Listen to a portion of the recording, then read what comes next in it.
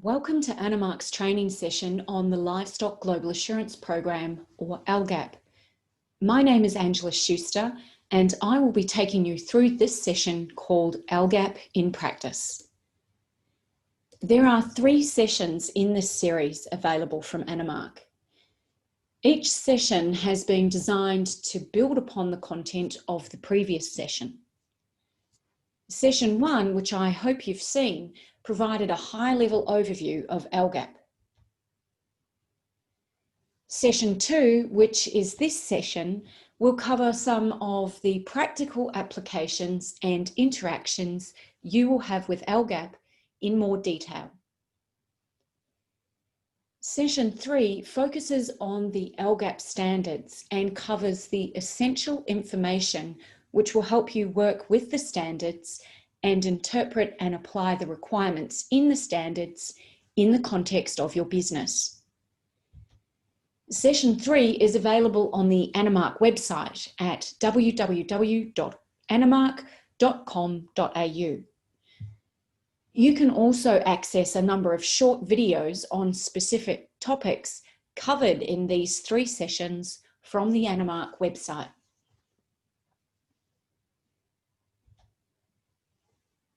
We will work our way through this training in a series of sections.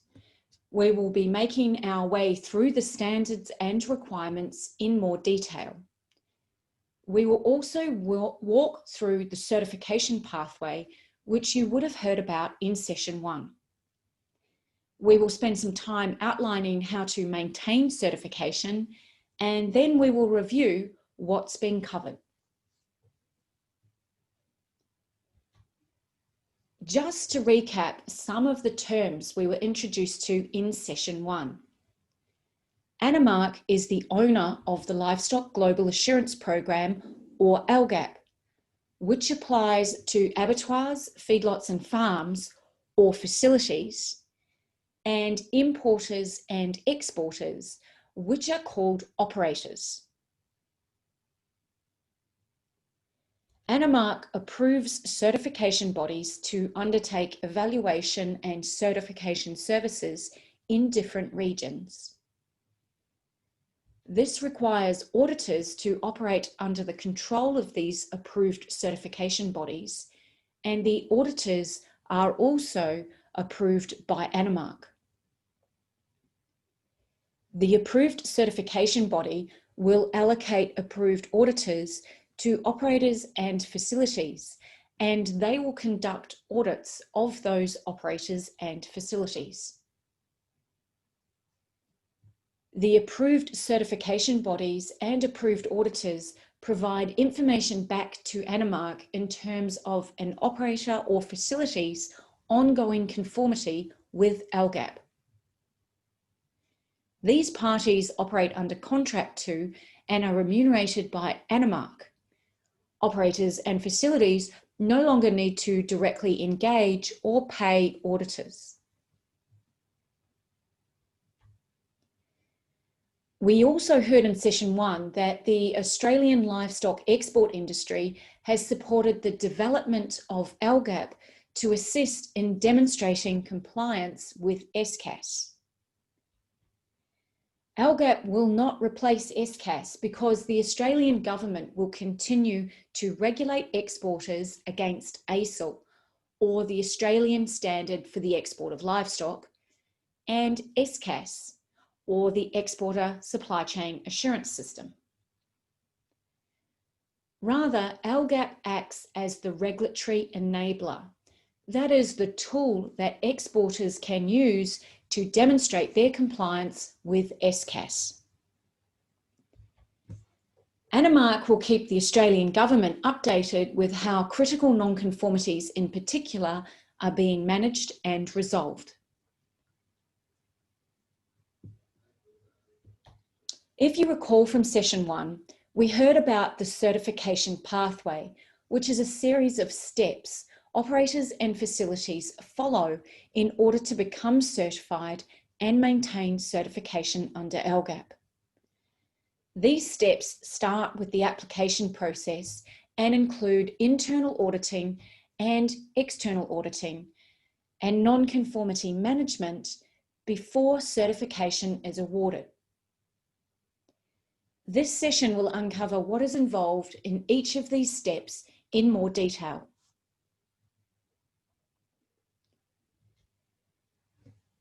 We're going to start by looking at the Lgap standards and exploring which requirements apply to your business. Before you start the process of transitioning to Lgap, it's important to familiarise yourself with the Lgap standards and which requirements are applicable to your business.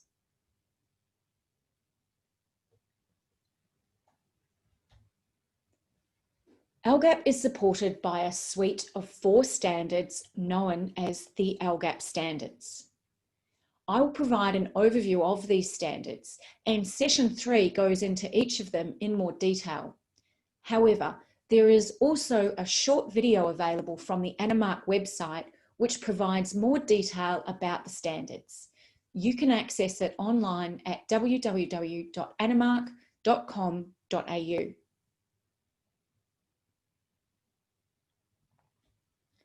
As we heard in session 1, the Lgap standards specify requirements associated with the activities of operators and facilities.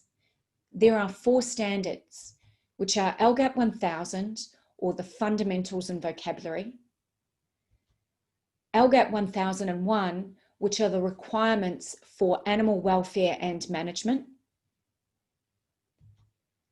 Lgap 1002, which outlines requirements for the management system of operators and facilities, and Lgap 1003, which provides the requirements for operator chain of custody.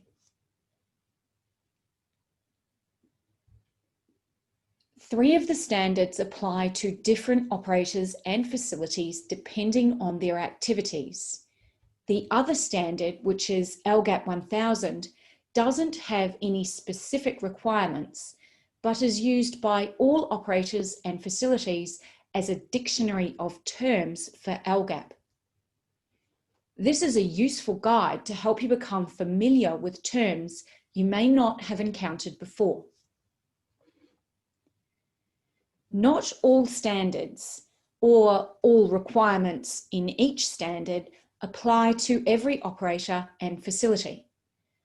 We'll work through how to determine what applies during this session. I want to take a moment to walk you through some of the things you'll be familiar with in the standards and some things that may be new. We'll do more of this in session 3 as well. Lgap 1001 is the key standard for animal welfare and management.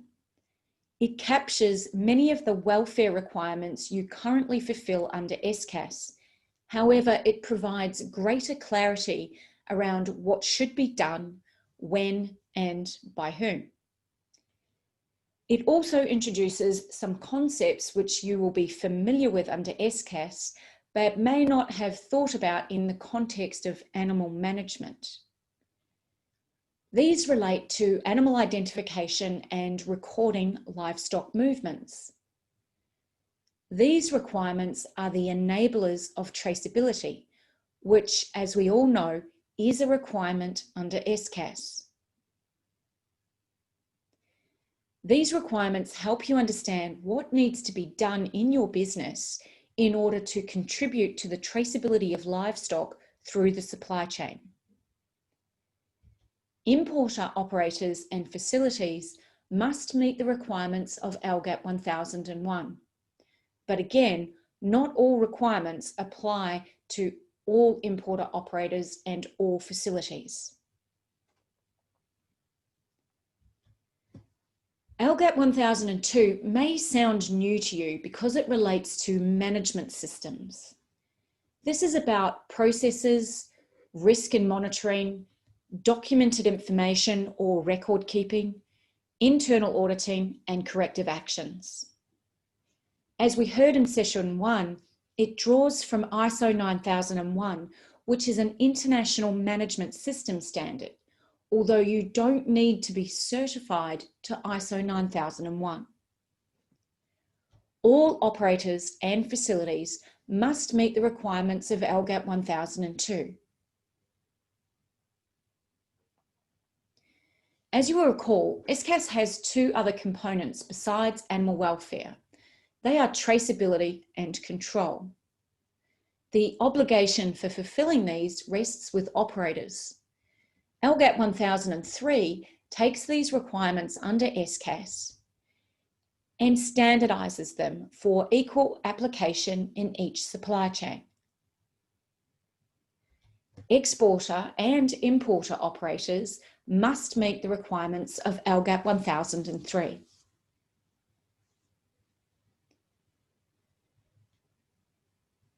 Let's look at the management system standard in more detail, because this is the one that people may think is more different than anything else.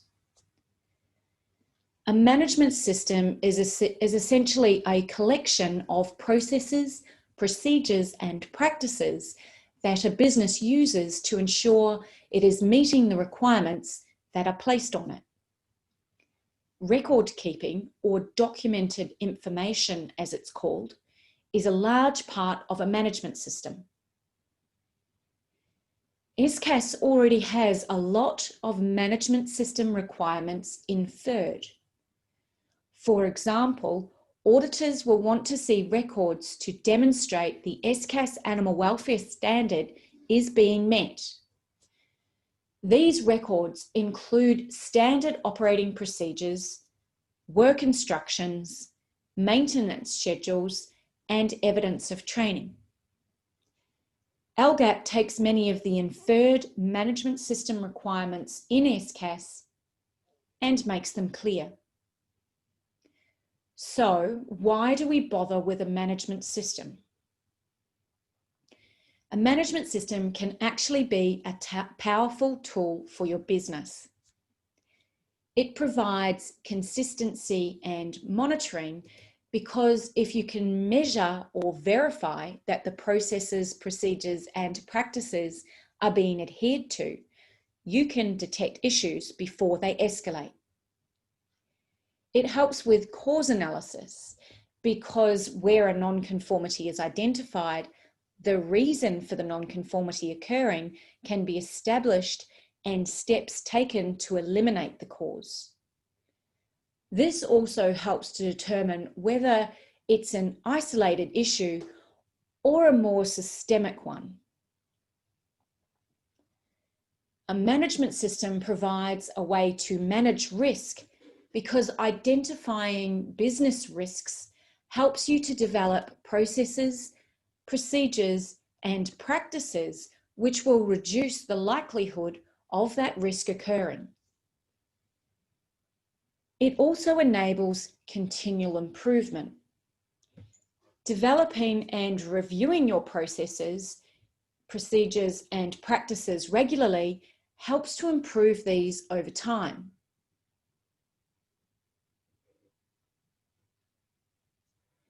LGAP 1002 provides the management system around which a business can demonstrate that its processes, procedures, and practices meet SCAS requirements.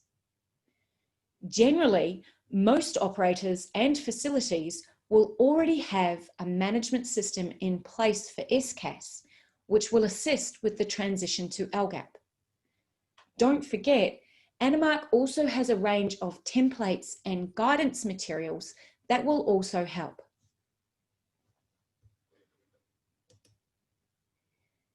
We've heard that not every standard or every requirement in each standard applies to every operator or facility. To identify which LGAP standards and requirements apply to your business, you must first identify what's called your scope of certification. This is done by answering a few key questions. Which type of operator or facility are you? That means, are you an importer, exporter, feedlot farm, or abattoir?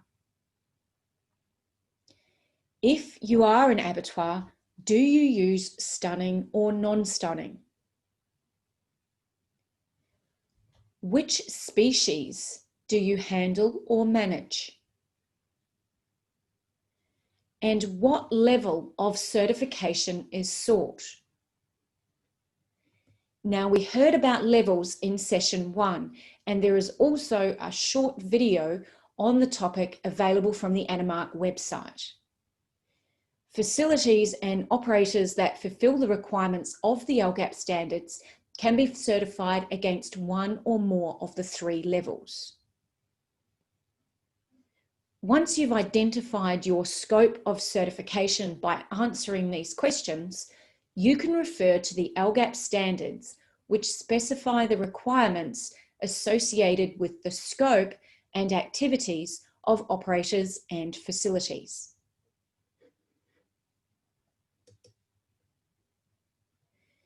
To help you work out which requirements in each standard would apply to your business, the standards break requirements out based on the type of operator or facility they are applicable to. In addition, a guidance manual is available from Animark, in which the standards have been put in a table which has columns next to each requirement to show whether that requirement is applicable to an exporter, importer, feedlot, or abattoir. If you work through the guidance manual, you can see which requirements would be applicable to which business. The guidance manual also includes a column at the end, which provides examples of how operators and facilities could demonstrate conformity with that requirement. These are only some examples of how to demonstrate conformity. The standards are designed to be outcomes-based rather than prescribing certain processes or procedures. This means each business can determine how to fulfill the requirements themselves in a way that works for them.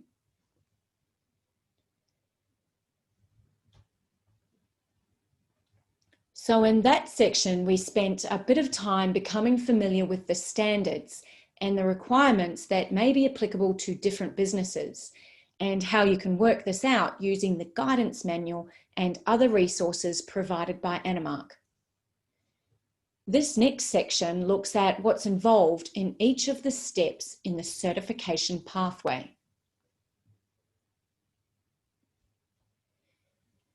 The application process is the first step in the certification pathway, and we will now work through what you need to do when applying for certification. The application process begins online at Animark's website. There is an application form which you will need to complete on the website. The application form requires you to enter certain details. It will be important to have the information ready when you start the application process. The details you will need include the legal name and physical location of the organisation to be certified, the site contact or the contact details of the primary person on site to deal with Lgap, the authorised representative, which is the person responsible for all matters relating to Lgap. This could be the same person as the site contact. You also need to provide the nominated billing contact, the person who will be responsible for paying appropriate assurance fees required to be a member of the program. Exporter operators will also be required to submit additional information, including copies of current export permits and copies of export health statements and intended export markets. All contact details, including email addresses, must be provided for all people recorded on the application form. The next details you will need to enter relates to the internal auditor. You will need to include the contact details for the person or people responsible for undertaking internal audits. Internal auditors are nominated during this process and must meet certain requirements, which we will explore later in the session. You will need to include contact details, including email addresses for the nominated internal auditor or auditors. You will need to nominate which scope you are seeking certification for.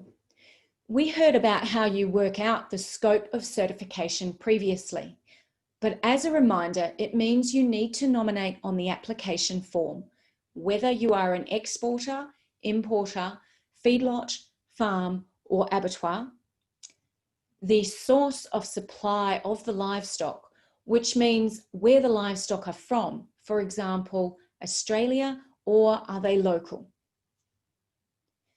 The livestock to be covered in the scope of certification, so cattle, sheep, buffalo, or goats. If the operator or facility is an abattoir, you'll need to nominate whether stunning is used or not. And you'll also need to indicate whether you are ever responsible for arranging the transport of livestock once they are in market.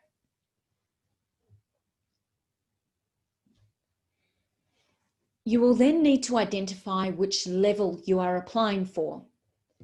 This is applicable by species. So if you want to have cattle and sheep covered in your certification, for example, you will need to nominate the different levels you are applying for against each of those species.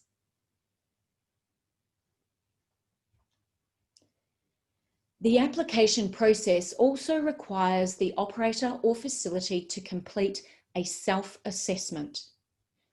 Once that information has been entered, the application form can be authorised and submitted. I will just spend a bit of time next working through the self-assessment process, as it's a useful tool to help operators and facilities transition from SCAS to LGAP.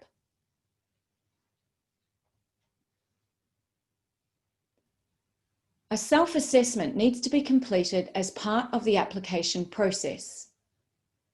This requires a series of questions to be answered, which relates to an operator or facility's processes, practices, and procedures, as well as their understanding of the Lgap standards and certification rules.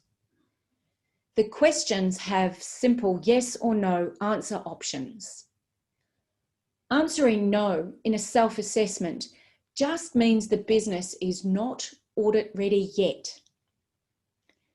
This process is designed to help operators or facilities work out the current state of their operation and identify what they need to do to demonstrate conformity with the Lgap certification requirements.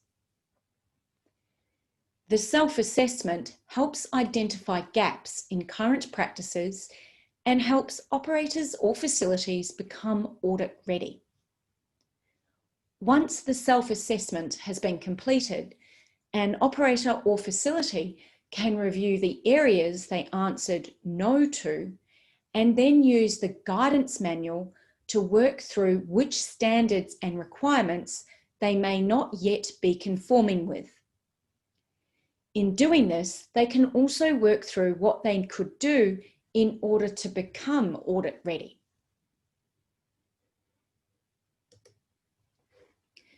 We've just covered the steps in the application process, which requires you to apply directly to Animark and fill in the application form online. We heard about the detail required and the self-assessment. Once an operator or facility has implemented any necessary changes to become audit ready, which were identified as a result of the self-assessment process, they will need to conduct their first internal audit prior to their first external audit being undertaken. We heard about non-conformities in session 1 and how in conformity assessment programs like Lgap, it's recognised that in most cases, a business is operating in conformity, but every now and then it may go out of conformity. The internal audit process is designed to monitor this and help bring the business back into conformity before major issues occur. It's part of that continual improvement cycle, and remember, is an opportunity to keep the business on track. It's important to be aware of who can conduct the internal audits. Internal auditors are appointed by the operator or facility and can be a member of staff or an external party, which could be someone from a supply chain partner, or it may be an independent organisation you contract to undertake this task. If you recall, during the application process, the internal auditors need to be nominated and contact details provided at that time. Internal auditors can be changed, of course, but in the first instance, you need to nominate the person or people at the time of application. There are some specific criteria an internal auditor must meet. They need to have relevant knowledge and skills in relation to conducting internal audits. And of course, they need to understand the Lgap certification requirements. They also need to have attended a training course provided by Animark before they conduct their first internal audit. Internal auditors also need to be impartial. This means they can't audit their own area of responsibility or an area in which they have contributed either through the provision of services, products, technology, know-how, training, or consultation. They also can't be associated in any way, either directly or indirectly, with the operator or facility's allocated approved certification body or approved auditor. LGAP 1002 provides further information about the knowledge and skills required by internal auditors. During the internal audit, the auditor answers a series of questions relating to the business. This will require the internal auditor to look at paperwork, interview people on site, review previous internal audit outcomes, walk through the site, and where relevant, observe animal handling. The questions the internal auditor answers are provided in a checklist on the Animark IT conformance system and require a yes or no response. In general, yes means an operator or facility is conforming, and no means they are not conforming. The internal auditor completes the checklist, records their observations, and uploads evidence to support their findings. This evidence could include copies of documents or pictures. All of this is undertaken using the Animark IT conformance system. When the internal auditor answers no to a question or indicates that the operator or facility is not conforming with the Lgap certification requirements, the Animark IT conformance system will automatically raise a non-conformity. We will discuss what happens with non-conformities in this situation in more detail shortly. For initial application to become certified under Lgap, the internal audit must occur before the first external audit can be conducted. After this, the frequency of internal auditing is based on the risk rating allocated to the operator or facility as part of the certification decision. We heard about this process in session 1, and we will touch on it in more detail as we go through the rest of this session. In summary though, if an operator or facility has a low risk rating, then their internal audits occur every 4 months. Medium risk rating requires these to occur every 3 months, and high risk operators and facilities will be required to undertake internal audits every month.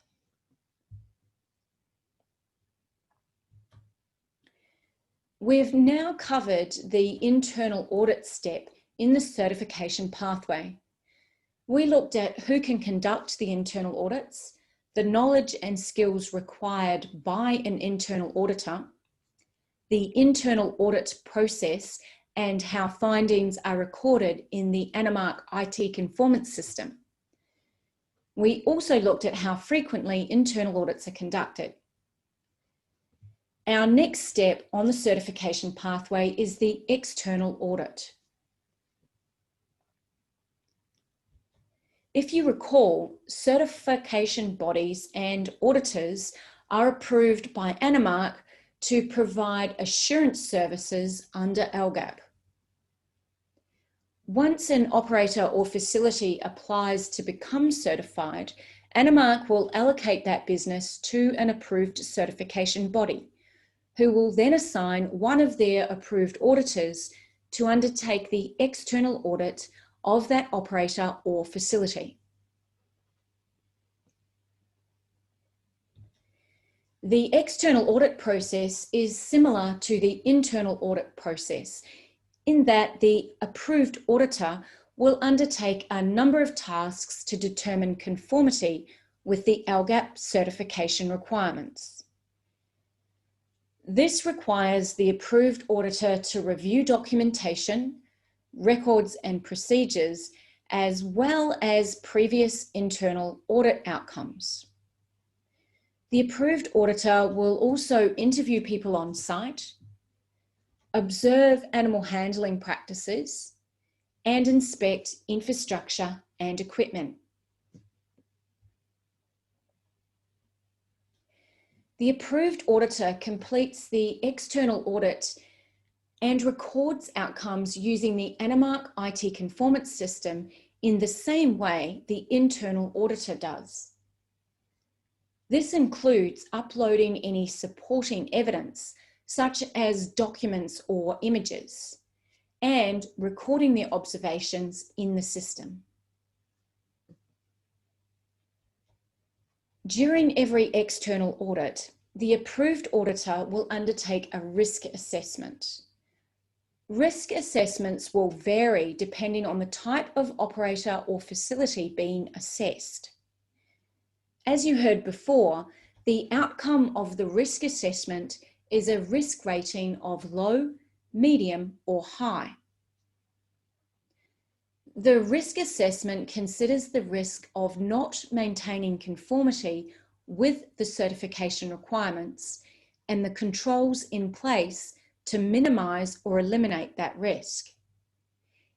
In the same way, the risk rating determines when your next internal audit will occur, it also determines when your next external audit will occur.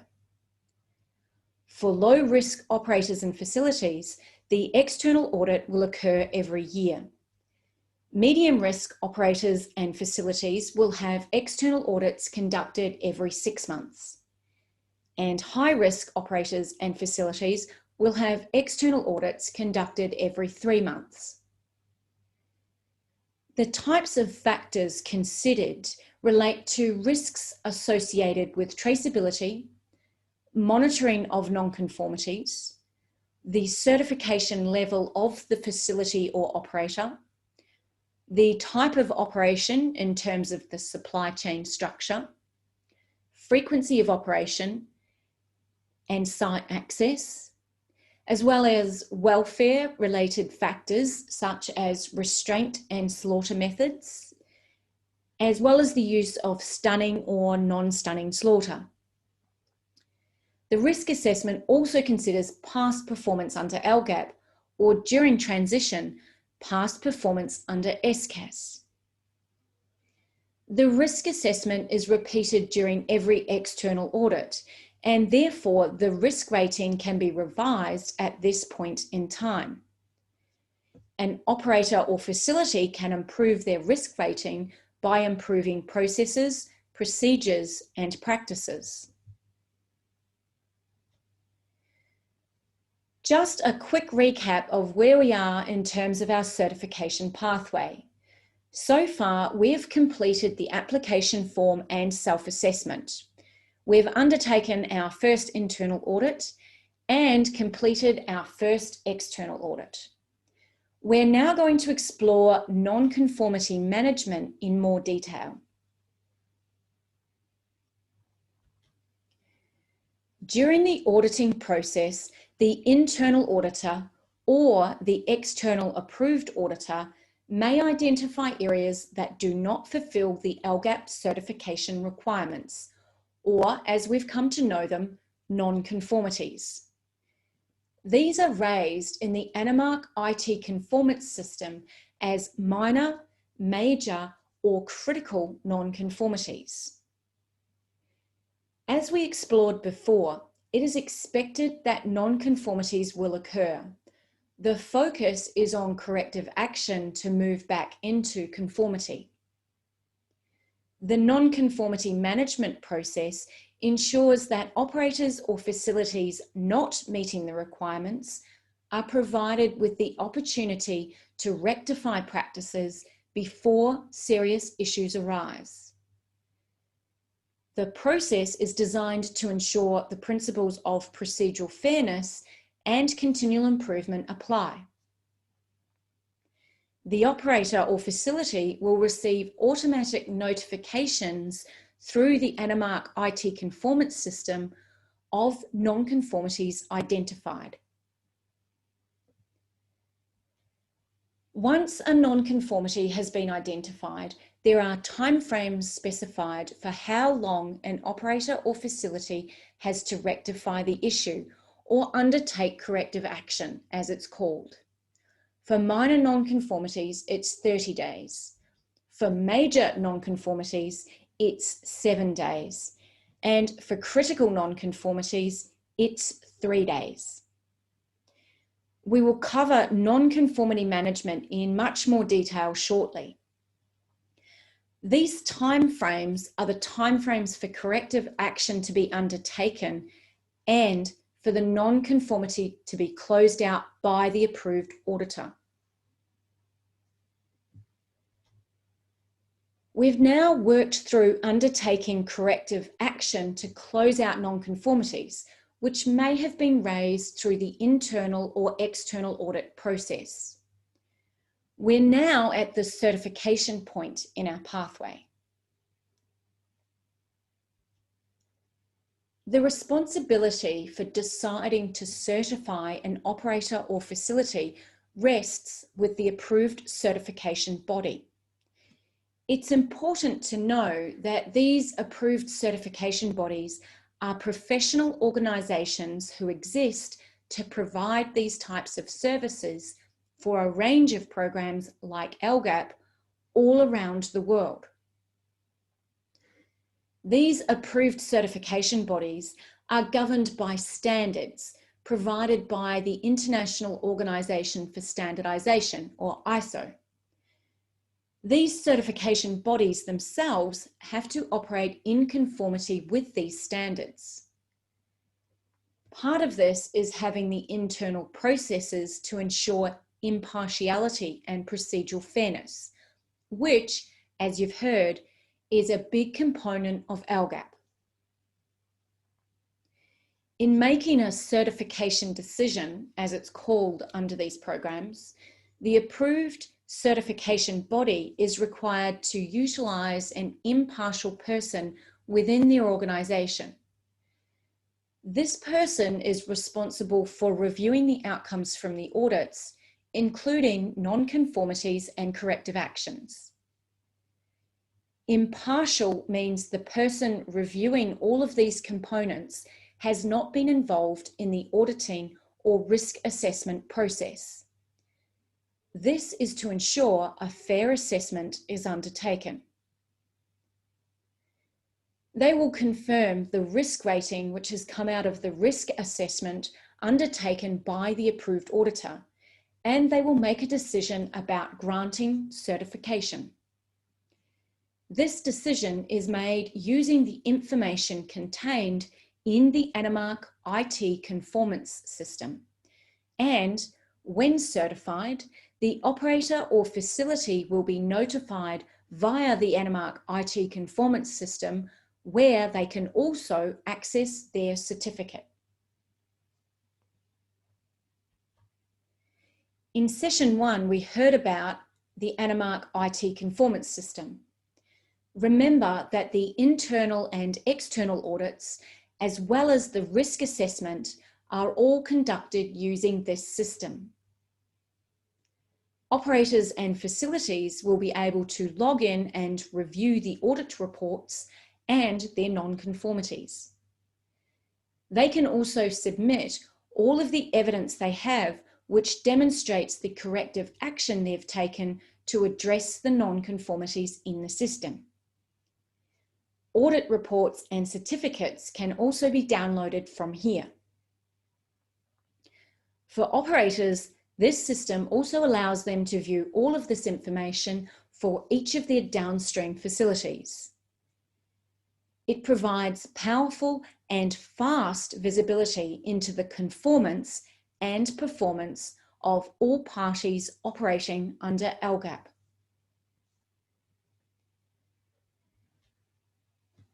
Now we've covered all of the steps on the certification pathway, from application to internal audit and external audit. We've touched on a little bit of non-conformity management, which we'll address in more detail further in this session. And we also covered the final certification decision process.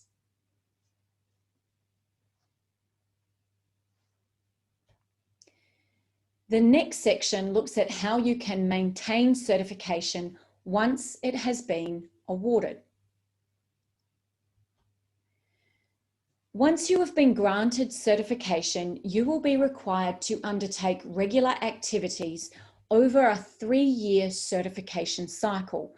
These are called surveillance activities.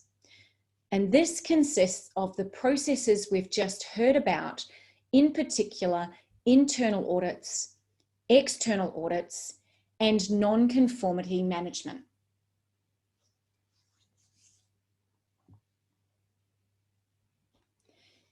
An important part of gaining and maintaining certification is the ongoing management of non-conformities when they are identified.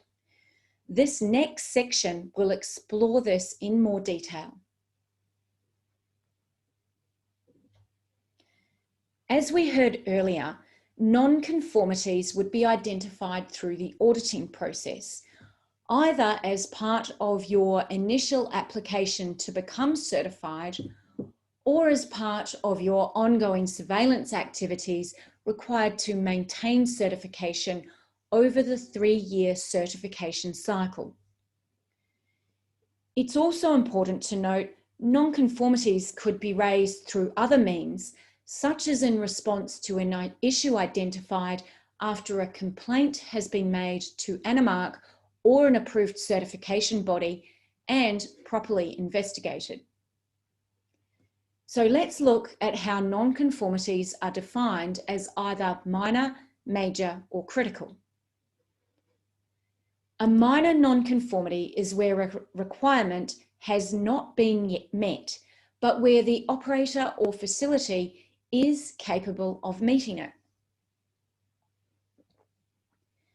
A major non-conformity is where the ability of the operator or facility to meet requirements is adversely affected, which results in or has the potential to result in an adverse animal welfare outcome or the loss of animal traceability. or a failure to identify or acknowledge non-conformities and undertake corrective actions. A critical non-conformity is where the ability of the operator or facility to meet requirements is prevented, which results in an adverse animal welfare outcome or the loss of animal traceability, or a systemic and repeated failure to identify or acknowledge non-conformities and undertake corrective actions. When auditors classify non-conformities, there is a framework they use, which is outlined in the certification requirements. Let's have a look through this, and then we'll look at the actions which need to be taken in the timeframes and what happens if action is not taken. In categorizing a non-conformity as either minor, major, or critical, the auditor considers the impact and prevalence of the event. The certification rules define welfare and traceability impacts as impacts related to, as well as impacts related to management systems or paperwork. A high welfare impact is defined as circumstances which cause the animals pain or distress. A moderate welfare impact is defined as circumstances which cause the animals short-term discomfort. A high traceability impact means circumstances in which animals cannot be traced, or animals are deliberately moved outside of an operator or facility to an uncertified site, or if animals escape from an operator or facility and the fate of the animal is not known. A moderate traceability impact means circumstances in which animals are moved without the knowledge of the operator or facility to an uncertified site, or where animals escape from an operator or facility and the fate of the animals is known. The final impact considers issues related to the operator or facility's management system or paperwork, for example, records and documented procedures. But it excludes system or paperwork issues related to traceability, as these are considered under the traceability impact. The second consideration when assessing the degree of non-conformity is to consider the prevalence of the event. This is not necessarily the number of times an event occurs or the number of animals or people involved. So it's important that the definitions provided in the certification rules are given careful consideration. Prevalence considers if the event can be defined as infrequent, numerous, or systemic. Infrequent means for a small number of occurrences or people for which a procedure is in place to prevent occurrence, or management intervention occurs and corrective action is applied. Numerous means more than one person or multiple occurrences, not multiple animals, for which a procedure is in place to prevent occurrences, or management intervention occurs, but only after multiple occurrences and corrective action is applied. Systemic occurs, and it may only occur once, but no system is in place to prevent ongoing occurrence, allowing for systemic failure, or no management intervention occurs or corrective action is applied, or there is either no system or the issue is ingrained in the behaviour of the personnel or within the system, or management believes the behaviour is acceptable and takes no action to resolve, or only resolves after identification by the auditor. The auditor uses the definitions and categorization framework to determine the non-conformity, as you can see in front of you.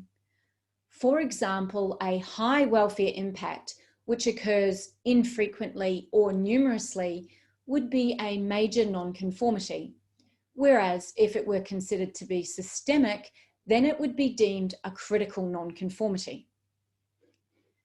For example, where the records for carrying out inspections of infrastructure weren't maintained, but inspection of the infrastructure noted the infrastructure was conforming, then this event would be considered an infrequent occurrence related to management system, in which case it would be a minor non-conformity.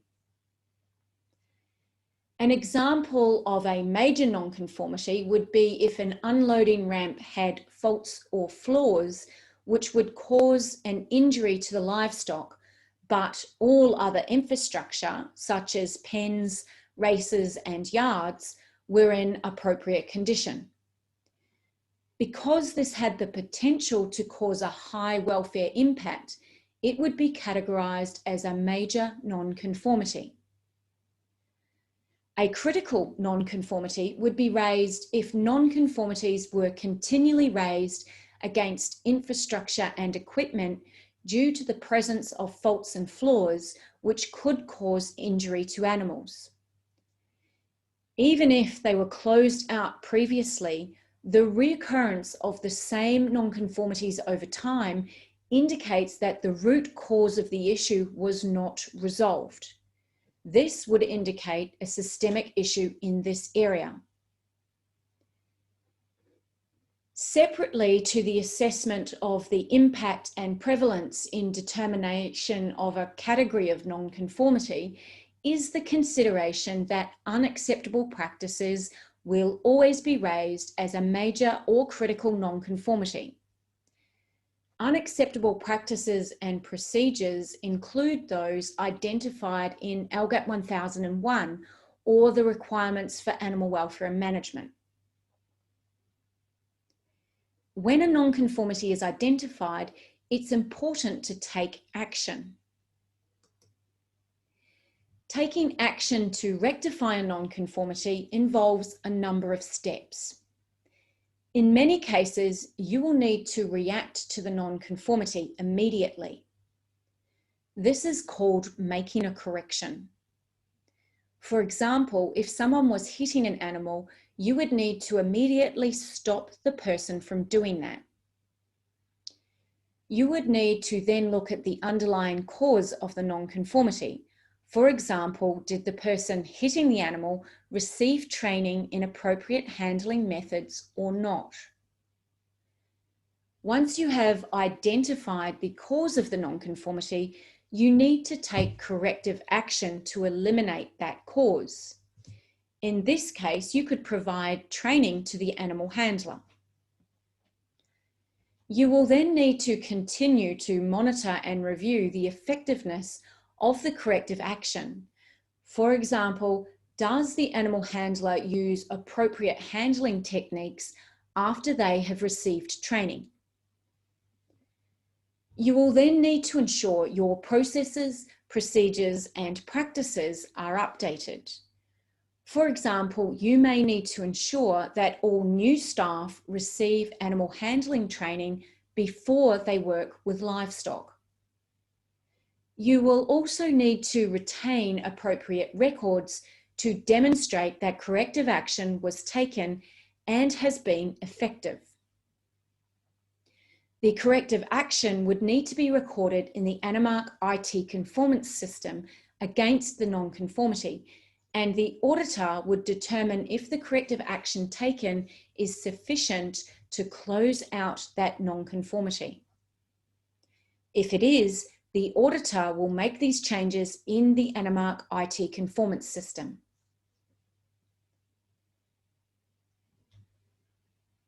And remember, when non-conformities are identified, there are timeframes in which the non-conformity has to be resolved and closed out in the Animark IT conformance system. If the auditor determines the corrective action is not sufficient to eliminate the root cause of the non-conformity and prevent reoccurrence, or if no action is taken in the required time frame, then the auditor will escalate the non-conformity. This means that a minor non-conformity, which is not corrected in 30 days, will be escalated to a major non-conformity. If a major non-conformity is not corrected in 7 days, it will be escalated to a critical non-conformity. If you recall, Animark will also be keeping the Australian government updated in relation to critical non-conformities. Once certified, it is important to ensure corrective action is undertaken, because if the critical non-conformity is not resolved, the operator or facility certification will be at risk, as the escalation process extends further than non-conformities. And it can lead to the suspension of an operator or facility certification and ultimately the withdrawal of certification. As you recall, if a non-conformity is critical, then it must be closed out within 3 days of it being identified. Suspension occurs if a critical non-conformity is not closed out within this time frame. After an operator or facility has had their certification suspended, they have 30 days to rectify the reason for the suspension. At this point in time, an approved auditor must undertake another on-site audit to determine if the suspension can be lifted. If the suspension remains after 30 days, then certification is withdrawn.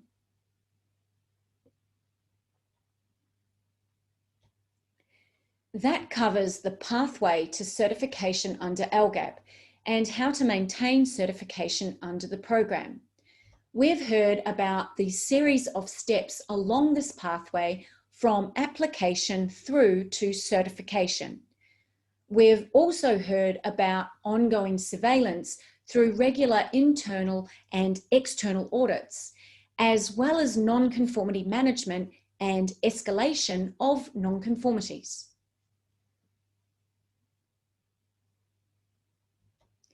That brings this session to an end. Thank you for your time and attention, and I hope this has provided you with more detail about the practical applications and interactions you will have with LGAP. Remember, these sessions have been designed to build upon the concepts in the previous session. Session 3, or Standards Essentials, will explore the concepts we've discussed in this session in more detail and cover the essential information which will help you work with the standards and interpret and apply the requirements in the standards in the context of your business. To access Session 3 or any of the other sessions, as well as the short videos, visit the Animark website at www.animark.com.au.